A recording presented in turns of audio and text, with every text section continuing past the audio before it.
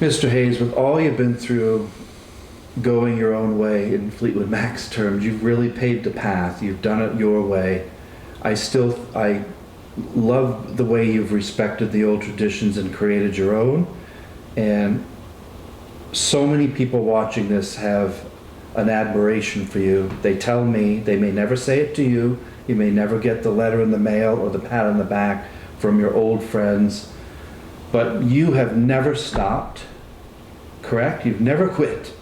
Your vision has remained the same. You've developed your vision.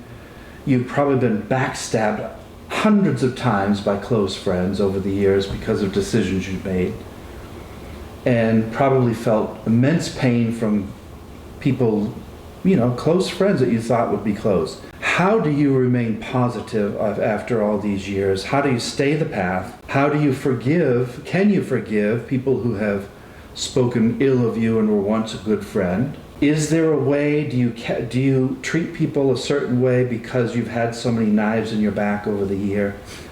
You know what I mean? Over the decades. Are you able to get close again to old friends, or do you have to do this because you've been hurt in the past from some people in your life?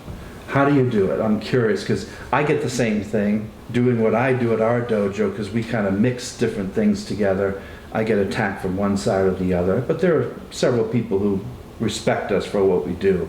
How do you keep going?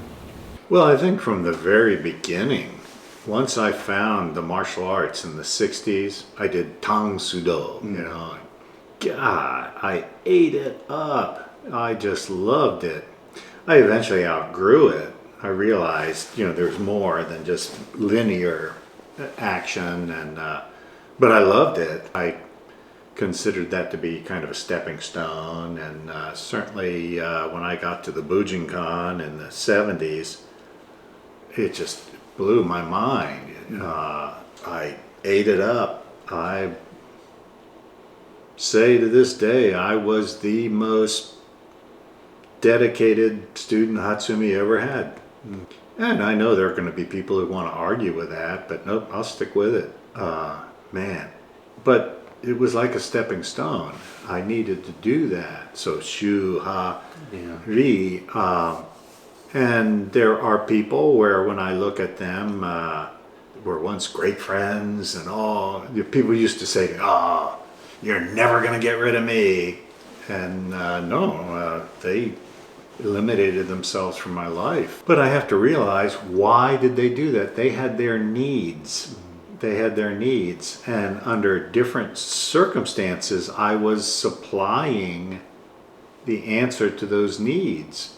And when I needed to grow and become bigger, my answers changed. I had new questions, so I had to come up with new answers. And these people didn't feel I was supporting their needs anymore. So they panicked, or they needed to find someone else who would suit their needs. And rather than saying, oh wow, Stephen, you're off to Venus, I'm headed to Mars, good luck, couldn't do that. They had to make me wrong. Had to make me wrong for changing and growing in my identity. So they said, cruel things or whatever. Nobody, to tell the truth, nobody comes back to me and says, oh boy, was I an idiot. I'd love to be your friend again. Nobody does that. They're off on their own, and so I don't really have to accept or not accept. Nobody does that.